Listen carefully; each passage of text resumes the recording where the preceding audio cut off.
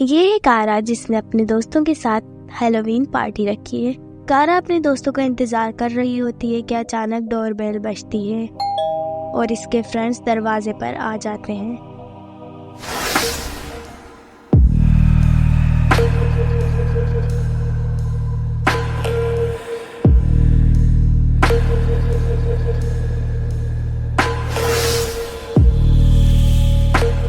कहानी की शुरुआत में हम घर देखते हैं जो काफी डरावना लग रहा था।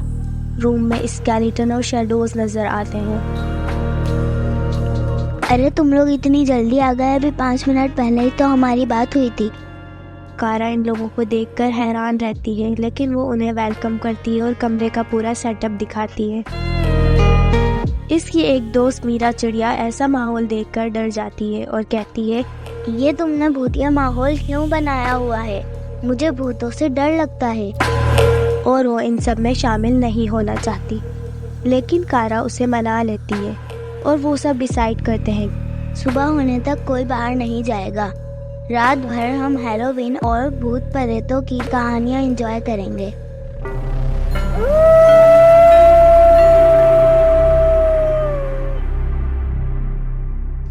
डिनर के बाद ये लोग प्लान बनाते हैं हॉरर मूवी देखने का।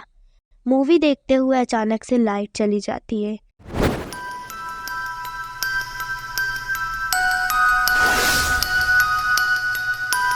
फिर वो फैसला करते हैं कि बारी बारी हॉरर स्टोरी सुनाते हैं।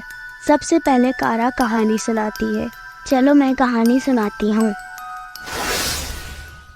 सारा को एक घर में शिफ्टिंग करते हुए दिखाते हैं। वो इस शहर में पहली बार आई है और यहाँ रेंट पर इसने घर लिया है।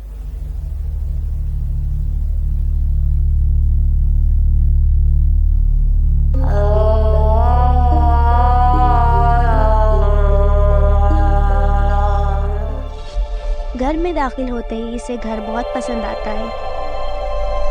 सारा को भूख लगती है। वो कुछ ऑर्डर करने के लिए फ़ोन ट्राई करती है, लेकिन नेटवर्क नहीं आता और अचानक से लाइट ऑन ऑफ होने लगती है। सारा घर से बाहर जाने की कोशिश करती है, लेकिन वो कामयाब नहीं हो पाती। वो दरवाजे से भागने की कोशिश करती है, लेकिन वापस इसी रूम में आ जाती है और सारा इसी रूम से गायब हो जाती है।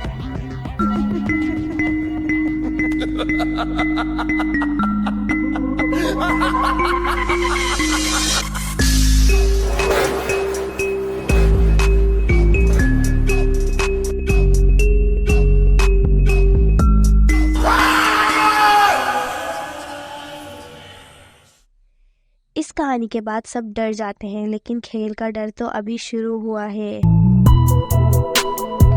कारा बोलती है, चलो अब कहानी कौन सुनाएगा?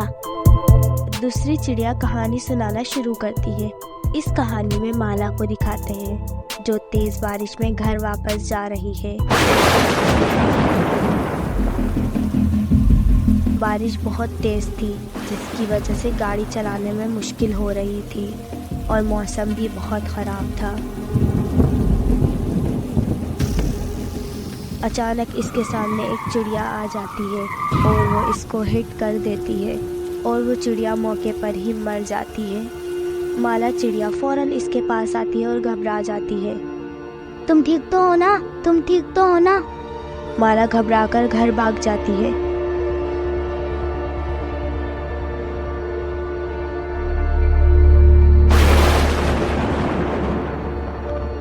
अभी वो इसी एक्सीडेंट के बारे में सोच रही होती है और वो रियल में मरने वाली चिड़िया सामने नजर आती है। कौन हो तुम? तुम तो मर चुकी थी ना, यहाँ कैसे आई? ये देखकर इसकी हालत खराब हो जाती है और वो इधर उधर भागने लगती है। लेकिन भागने का कोई फायदा नहीं था। अब लाख कोशिशों के बाद भी वो घर से नहीं निकल पाती। इसकी नज़र मिरर पर पड़ती है, जहां इसे बाहर जाने का रास्ता नज़र आता है। वो वहां से बाहर निकलने का फैसला कर लेती है, लेकिन ये क्या, माला भी इसी जगह आ जाती है जहाँ सारा गायब हुई थी। अब वो भी गायब हो जाती है।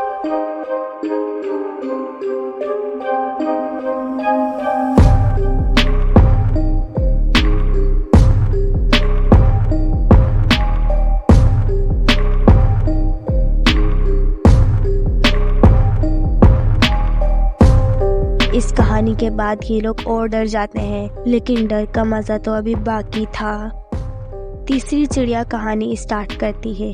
चलो अब मेरी बारी है, मैं कहानी सुनाती हूँ। जैन चिड़िया को किचन में काम करते दिखाते हैं। अचानक मोबाइल पर बेल बजती है। फोन में हम एक चिड़िया को देखते हैं जो डरी हुई लग रही थी। वो बताती है, मैं एक घर में फंस गई हूँ, मुझे यहाँ से निकालो, प्लीज मुझे यहाँ से निकालो। जैन इसी नंबर पर कॉल करती है, पर वो नंबर बंद होता है। वो दोबारा वीडियो देखती है, पर इस बार वो वीडियो में खुद होती है।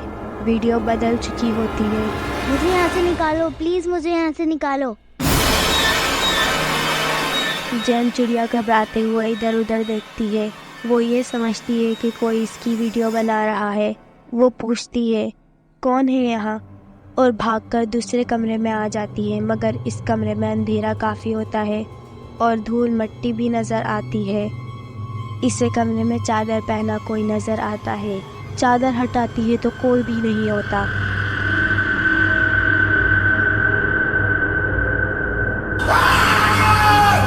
इसे अपने पीछे परछाई नज़र आती है। वो घबराकर फिर भागने लगती है। इसे सामने दरवाज़ा नज़र आता है और वो दरवाजे में दाखिल हो जाती है और वो भी इसी पुराने कब्रिस्तान में आ जाती है और गायब हो जाती है।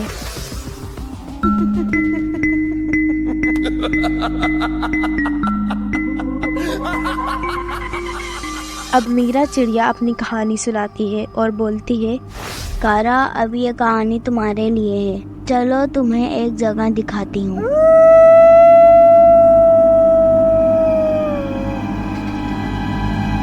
मीरा चिड़िया इन सबको एक कमरे में ले जाती है और वहाँ एक दरवाज़ा होता है और वो सबको इन दरवाजे से ले जाती है।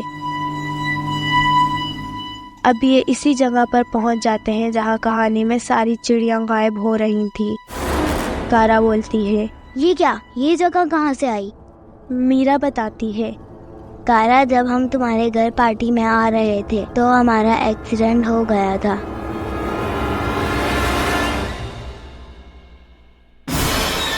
और हम तीनों मर चुके हैं। कारा बोलती है, देखो, मुझे डराने की कोशिश मत करो। मीरा बोलती है, कारा, तुम्हें यकीन नहीं आ रहा? चलो हम तीनों चलते हैं।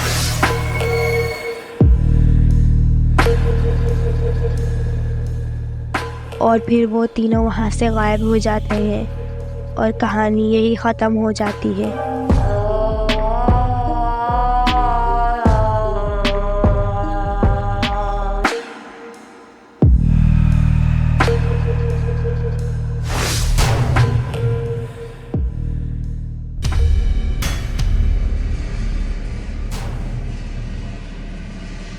कैन घबराते हुए बुरे ख्वाब से उठती है। ये कहानी वर्ल्ड वार 1945 के ख़त्म होने के बाद की है। कैन के घर एक औरत काम के लिए आती है जिसका नाम नॉम था। नॉम की जिम्मेदारी घर की देखभाल की थी।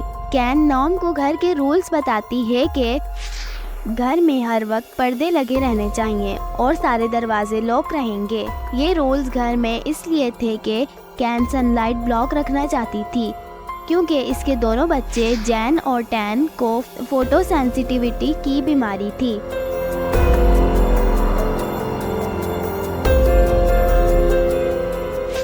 इसलिए वो घर को बंद रखना चाहती थी। जैन नॉम को बताती है कि हमारी पुरानी नौकरानी अचानक से गायब हो गई थी, जबकि टैन का कहना था कि ऐसा कुछ नहीं हुआ था। ऐसा कुछ नहीं हुआ था। कैन नॉम को बच्चों से बातें करते हुए देख लेती है। वो नॉम को समझाती है, तुम्हें बच्चों की बातों पर ध्यान नहीं देना चाहिए। नॉम बताती है, मैं कई साल पहले यहाँ काम कर चुकी हूँ।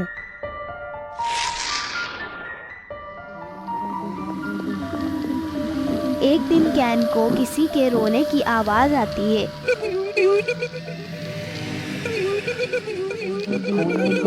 वो बच्चों के रूम में आती है तो वहाँ कोई नहीं रो रहा होता। वो बच्चों से पूछती है, कौन रो रहा था? जैन बताती है, यहाँ एक बच्चा रहता है, वो रो रहा होगा, और इसकी फैमिली भी यहाँ रहती है, और वो लोग पियानो भी बजाते हैं। कैन को जैन की बातें झूठ लगती हैं और वो उसे झूठ बोलने से मना करती है।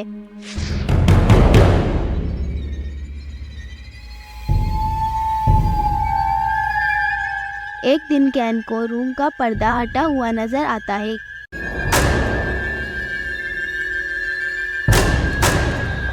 कैन नॉम को डांटती है और ये कहती है कि ये सब तुम्हारी लापरवाही है, ये सब यहाँ नहीं चलेगा। जैन टैन से कहती है, ये काम इसी फैमिली ने करा होगा जो यहाँ रहती है। हम इस फैमिली को देख नहीं पाते हैं, पर कुछ चीजें अपने आप हो रही हैं। जैन अपनी माँ से बोलती है, वो बच्चा उसे अपना घर बताता है कि ये घर मेरा है। कैन जैन को बोलती है, तुम ऐसी कहानी बनाकर टैन को डरा रही हो, अब ऐसा नहीं करना।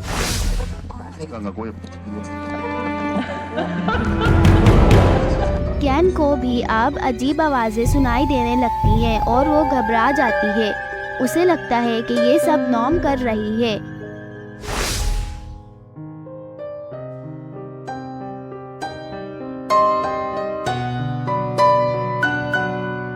एक दिन उसे पियानो बजाने की आवाज आती है लेकिन कोई नजर नहीं आता।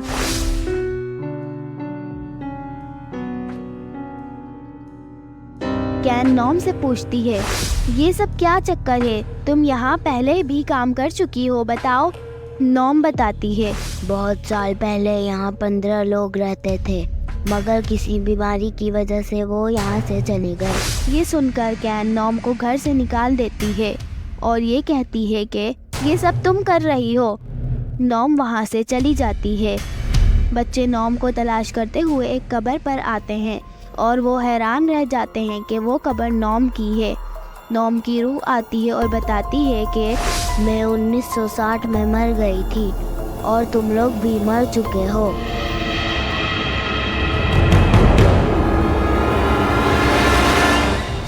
बच्चे सारी बातें कैन को बताते हैं। जैन बोलती है, हाँ, ये सब हकीकत है। नॉम और हम अब इस दुनिया में नहीं हैं।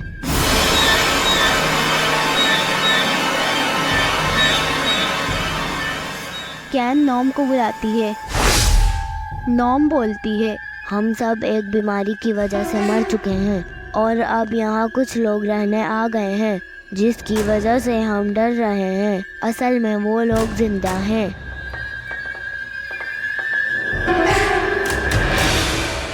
और हम लोग मर चुके हैं, लिहाजा अब हम लोगों को इस घर से जाना होगा।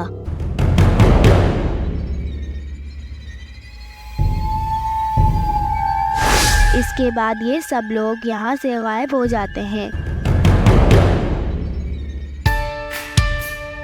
कहानी शुरू होती है एक मॉल में जो जग्गू कौवे ने खरीदा है और वो अनाउंस करता है कि जिसको भी मुनासिब इन्वेस्टमेंट करनी है वो इस मॉल में कर सकता है। जग्गू के पीछे एक चिड़िया को दिखाते हैं जो जग्गू को घूर रही होती है। उसके पास एक चिड़िया आती है और आकर कहती है, ये मॉल हॉन्टेड है। ये काफ़ी सालों से बंद था क्योंकि कई साल पहले इस मॉल में आग लग गई थी जिससे काफ़ी परिंदे जलकर मर गए थे और यही वजह है कि यहाँ पर कोई भी इन्वेस्टमेंट करने के लिए तैयार नहीं होता। ये सुनकर जग्गू बहुत परेशान हो जाता है।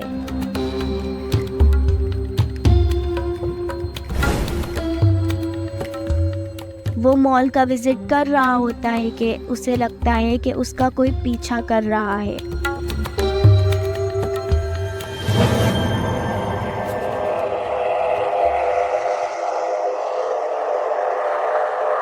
कौन है? अचानक से एक चिड़िया इस पर हमला कर देती है, मगर जग्गू वहां से बच निकलता है। वो अगले फ्लोर पर जाता है। वहां पर उसे 2 चिड़िया नजर आती है। जग्गू उनसे मदद मांगता है और कहता है कि मुझे बचा लो, मुझ पर कोई हमला कर रहा है।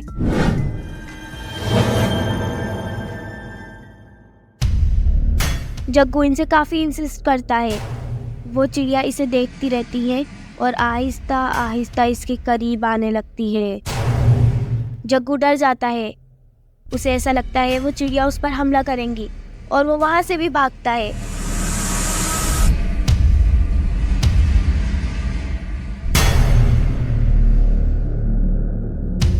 जग्गू लिफ्ट के जरिए ग्राउंड फ्लोर पर भागने की कोशिश करता है, लेकिन लिफ्ट अचानक से बंद हो जाती है। वो चिल्लाता है, बचाओ बचाओ, निकालो मुझे, निकालो।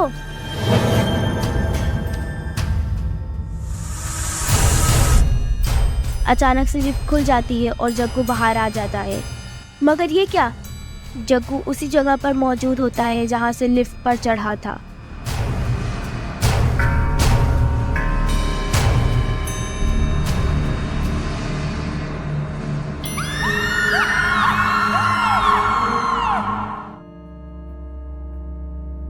वो वहां से भागता है और आगे जाता है तो उसे गार्ड नजर आता है। वो गार्ड के पास जाता है और उससे पूछता है, यहाँ से बाहर जाने का रास्ता कहाँ है? अब तुम्हारी किस्मत में यहाँ से बाहर जाना नहीं लिखा। कौन हो तुम और ऐसी बातें क्यों कर रहे हो? मैं सच कह रहा हूँ और तुम्हें तुम्हारी मौत यहाँ लेकर आई है। अब तुम यहाँ से नहीं जा सकते और थोड़ी देर के मेहमान हो। अभी जग्गू गार्ड से बात कर रहा होता है कि उसे सामने से वो तीनों चिड़िया आती हुई दिखाई देती हैं। कौन हो तुम लोग और मेरे साथ ऐसा क्यों कर रहे हो? चलो आओ, हम तुम्हें यहाँ से निकालते हैं और हमेशा के लिए आज़ाद कर देते हैं।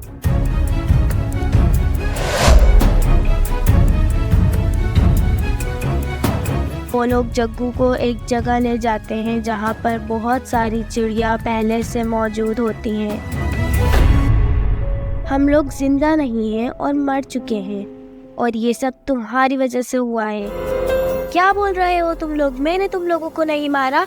ये सब तुम्हारी वजह से हुआ था। तुम्हारी सिगरेट की बीमारी ने हम सबको मार डाला। वो कैसे?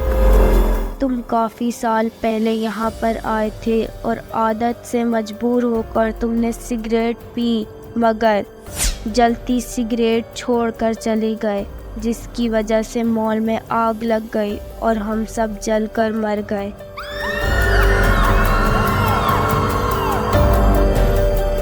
प्लीज़ मुझे माफ़ कर दो, अब मैं ऐसा नहीं करूँगा। हमें ज़िंदा कर दो, हम तुम्हें माफ़ कर देंगे क्योंकि हमें ज़िंदगी जीनी थी, मगर तुम्हारी वजह से हम जी नहीं सके। और अब ऊपर जाकर माफ़ी मांगना। और अचानक से वहाँ पर आग लग जाती है और जग्गू अपने अंजाम तक पहुँच जाता है। फिर वो सारे परिंदे भी वहाँ से गायब हो जाते हैं हमेशा के लिए। मेरी इन लोगों से गुजारिश है जो लोग सिगरेट पीते हैं। सिगरेट पीने से खुद को तो नुकसान होता है ये, मगर कभी कभी दूसरों को भी हो जाता है।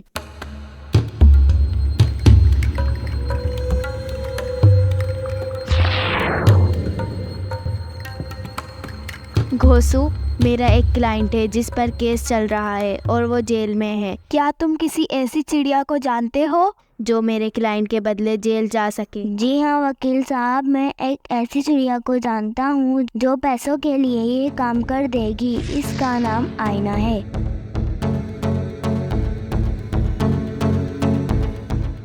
आईना एक सीधी सादी चिड़िया है जो बच्चों को फ्री में ट्यूशन पढ़ाती है। अगले दिन पार्क में आईने का एक स्टूडेंट आईने को बताता है कि आपको ढूंढते हुए शाका नाम का एक शख्स यहाँ आया था। आईना शाका को जानती थी और वो शाका से मिलने निकल जाती है। आईना शाका से मिलकर डील तय करती है।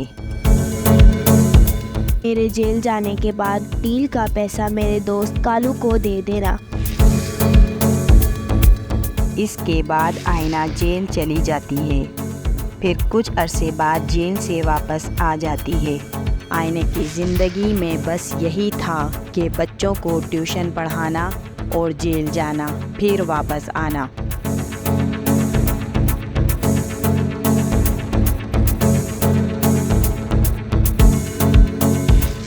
आईना, मेरा एक दोस्त वकील है। इसका एक क्लाइंट जेल में है। इसकी जगह तुम्हें जेल जाना होगा और काफ़ी पैसे मिलेंगे। आईना, मुझे ये खतरे का काम लग रहा है क्योंकि इसमें पैसे बहुत ज़्यादा हैं। गोसू आईने से कहता है, खतरे वाला काम नहीं है, चलो मैं तुम्हें इससे मिलवा देता हूँ जिसके बदले तुम्हें जेल जाना है। और फिर वो लोग उससे मिलने के लिए निकल जाते हैं।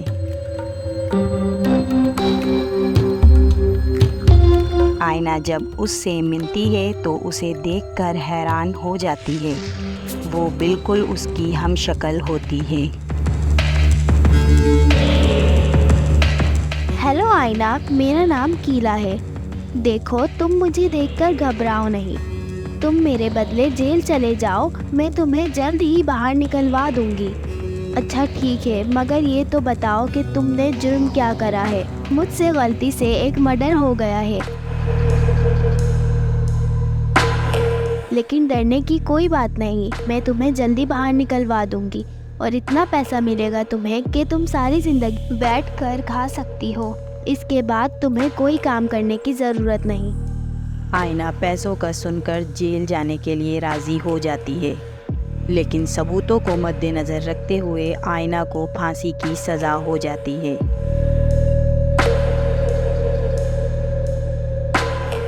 जेल में इसका दोस्त कालू आईने से मिलने आता है और रोने लगता है। कालू, रोने की ज़रूरत नहीं, कल तक तुम्हें इस डील का पैसा मिल जाएगा और तुम मोहल्ले के सारे गरीब बच्चों को अच्छी तालीम दिलाना ताकि इनका मुस्तकबिल अच्छा हो।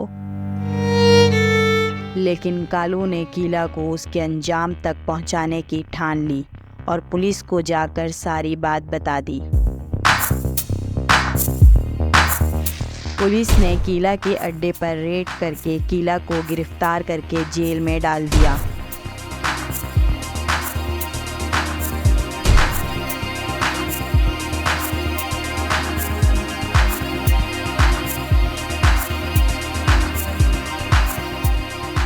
और आईना भी रिहा हो गई और आईना अपनी ज़िंदगी हंसी खुशी गुजारने लगी।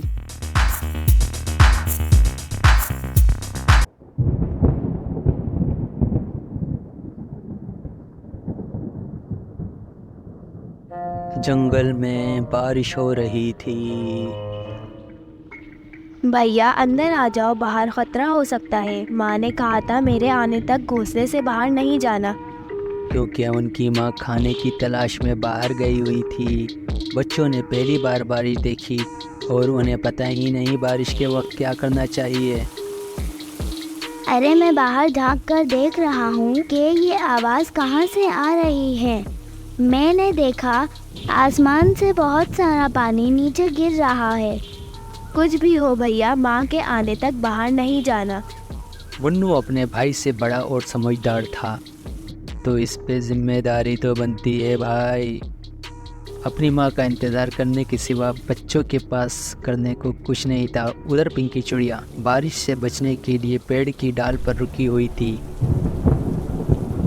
इसे भी अपने किड्स की फिक्र थी भाई। मेरे बच्चे ठीक तो होंगे ना? बारिश शुरू हुए बहुत टाइम हो गया है, मुझे जल्द ही अपने बच्चों के पास जाना होगा, वो बहुत डर रहे होंगे। अरे काला कौवा इतनी तेज़ बारिश में अपने घोंसले की तरफ जा रहा होगा। उसे पिंकी चिड़िया पेड़ पर बैठी दिखाई देती है। वो उसके पास चला जाता है। अरे पिंकी, तुम यहाँ अभी तक घर नहीं गई? इसका मतलब है तुम्हारे बच्चे घर पर अकेले होंगे। हाँ कालू भैया, मुझे अपने बच्चों की बहुत फिक्र हो रही है। पिंकी, मैं तुम्हें डराना नहीं चाहता, पर तुम्हें बताना ज़रूरी है। मैंने सुना है कि खतरनाक चीलों का झुंड हमारे जंगल में घुस आया है।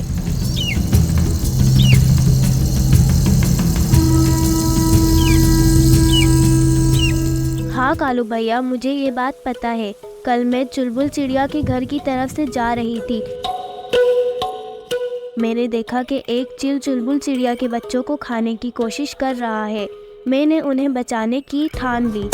अरे ओ चील, छोड़ दे बच्चों को, वरना बहुत बुरा हाल होगा। ओह, इस बात पर तो चील को बहुत गुस्सा आ गया। अरे ओ चिड़िया, तेरा दिमाग तो ठीक है। अगर मेरा पेट भरा ना होता तो मैं तुझे भी खा जाता।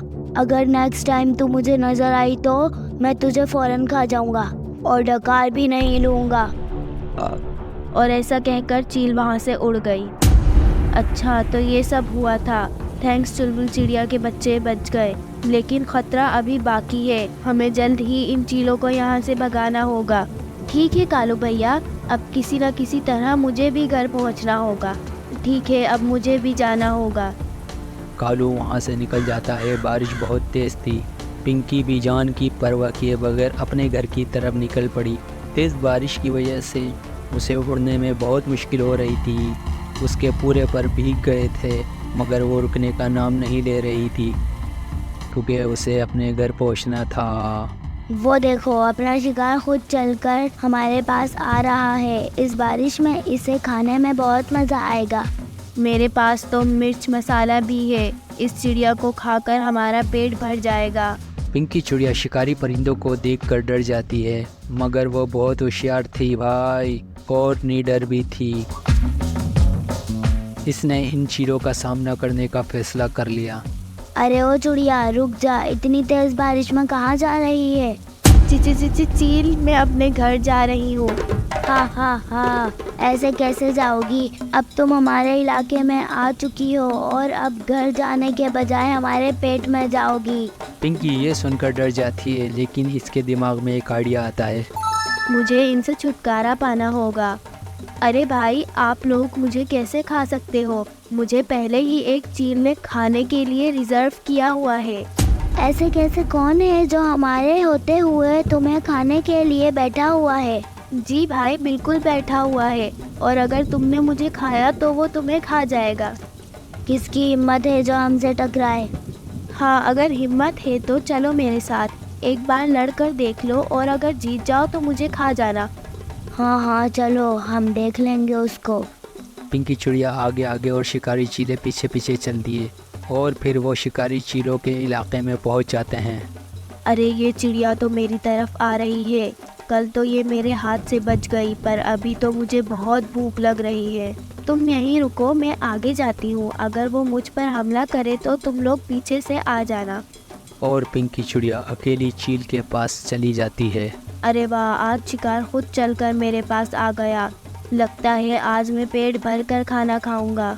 पिंकी के पास आई हुई चीलें शिकारी चीलों की बातें सुन रही थीं, और उन्हें भरोसा हो गया था। शिकारी चीलें पिंकी चिड़िया पर हमला करने वाली थी, तभी दूसरी चीलों ने इनका रास्ता रोक लिया। अरे ओ बेटे, तूने तो हद कर दी, ये मेरा शिकार है। अरे तुम लोग कौन हो? इस पर सिर्फ मेरा हक है। और फिर चीलों में आपस में लड़ाई हो जाती है। वो लोग एक दूसरे को मार मार कर जख्मी कर देते हैं। मैंने तुम लोगों को इसलिए लड़ाया ताकि जंगल के परिंदे महफूज रहें। कुछ चीलें एक्सपायर हो जाती हैं, बाकी बची हुई चीलें जंगल छोड़कर हमेशा के लिए चली जाती हैं। पिंकी चिड़िया जब अपने घर पहुंचती है तो बच्चे वहां नहीं होते। अरे बच्चे कहाँ गए? कालू ने इसके बच्चों को महफूज कर लिया था। वो अपने बच्चों को देखकर बहुत खुश हो जाती है। पिंकी की होशियारी की वजह से जंगल के सारे जानवर सेफ हो गए। हैप्पी एंडिंग, हा हा हा। पिंकी और बेला चिड़िया को दिखाते हैं जो अपने घर की तरफ जा रही होती है। बेला का घर आ जाता है, वो अपने घर की तरफ चली जाती है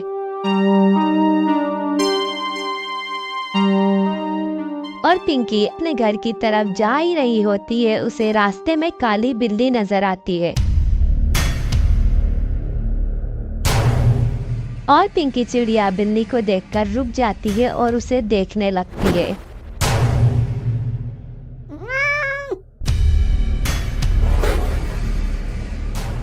बिल्ली टहलते टहलते अचानक से कहीं गायब हो जाती है।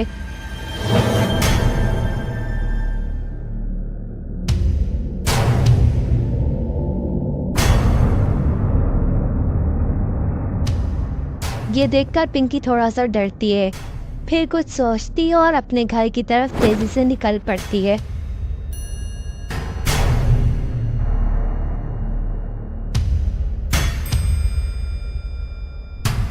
पिंकी घर पहुंचकर अपनी माँ को सारा किस्सा बताती है। माँ कहती है, बेटा तुम्हारा वहम होगा, बिल्ली वहीं कहीं छुप गई होगी।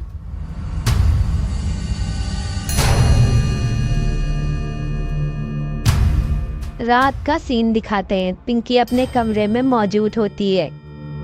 अचानक से उसे वही काली बिल्ली नजर आती है। बिल्ली को देखते ही पिंकी चीख पड़ती है।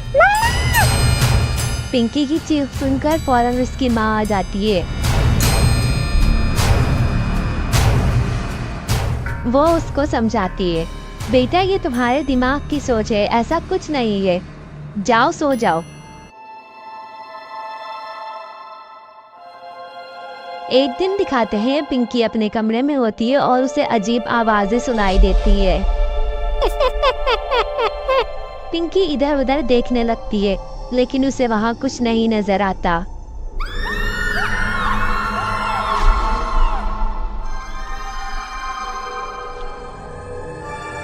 नेक्स्ट डे पिंकी को इसकी दोस्त के साथ दिखाते हैं। इसकी दोस्त इससे पूछती है, वो बिल्ली तुम्हें कहाँ मिली थी और बार बार तुम्हें नजर क्यों आ रही है?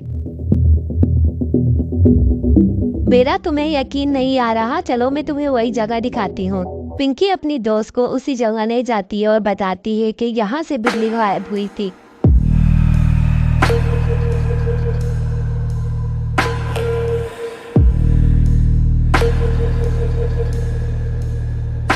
अभी पिंकी बेला को बता ही रही होती है कि देखते ही देखते पिंकी भी वहां से गायब हो जाती है।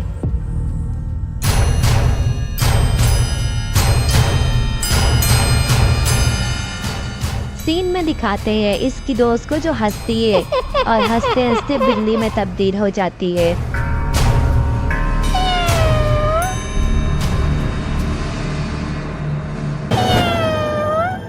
जंगल में रानो चिड़िया को दिखाते हैं। इसके साथ एक पपेट होता है जिसका नाम मोगली था।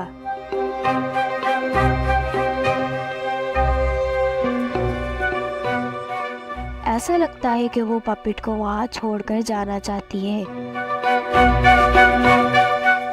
बेसिकली रानो चिड़िया स्कूल में पपेट शो का काम करती थी, मगर एक शो में बच्चों के डर जाने की वजह से इसे वहां से निकाल दिया गया।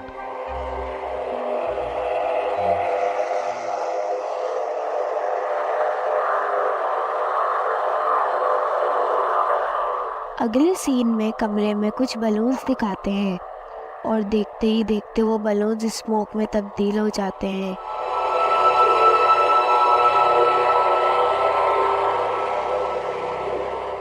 ये अजीब वाकया देखकर वो डर जाती है। रानो को ऐसा लगता है कि ये सब मोगली कर रहा है। रानो फौरन मोगली को बाहर डिस्पोज करने चली जाती है और वो इसे बाहर छोड़कर वापस आ जाती है।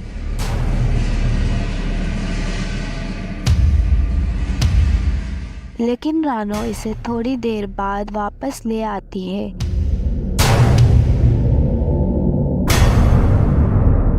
रानो को मोगली के साथ एक पार्क में दिखाते हैं। सामने से कुछ परिंदे पार्क की तरफ आते हुए नजर आते हैं।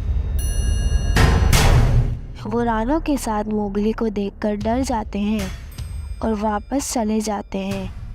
रानो ये देखकर परेशान हो जाती है और वो मोगली के साथ घर वापस आ जाती है। अगले दिन रानो फिर मोगली को डिस्पोज करने की कोशिश करती है और उसे पानी में फेंक देती है और फिर रानो तेज़ी से घर की तरफ रवाना हो जाती है क्योंकि उसको ऐसा लगता था मोगली उसको नुकसान पहुंचाएगा।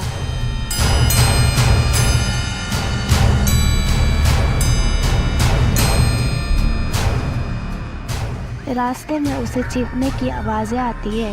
उसे ऐसा लगता है कि ये आवाज़ें मोगली की है और वो वहाँ रुक जाती है और रानो फिर मोगली को घर ले आती है।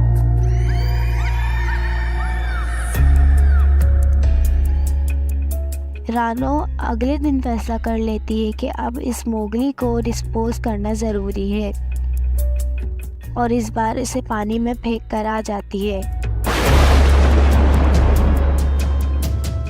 मगर रानो जब घर पहुंचती है तो मोगली पहले से वहां मौजूद होता है।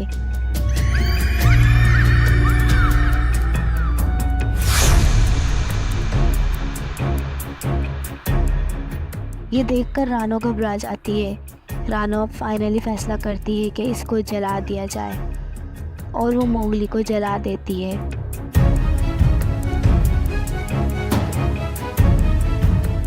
मोगली के जलते ही रानो चिड़िया भी गायब होने लगती है और आहिस्ता आहिस्ता गायब हो जाती है। दरअसल मोगली में रानो की जान थी और ये बात उसे मालूम थी, जिसकी वजह से वो उसे डिस्पोज नहीं करना चाहती थी। मगर अब वो डरकर ज़िंदगी नहीं गुजारना चाहती थी, जिसकी वजह से इसने मोगली को जला दिया। स्टोरी कैसी लगी कमेंट ज़रूर करना और चैनल को सब्सक्राइब कर लो क्योंकि यहाँ पर आपको मिस्ट्री हॉरर टाइप की स्टोरियाँ मिलेंगी। Thank you for watching.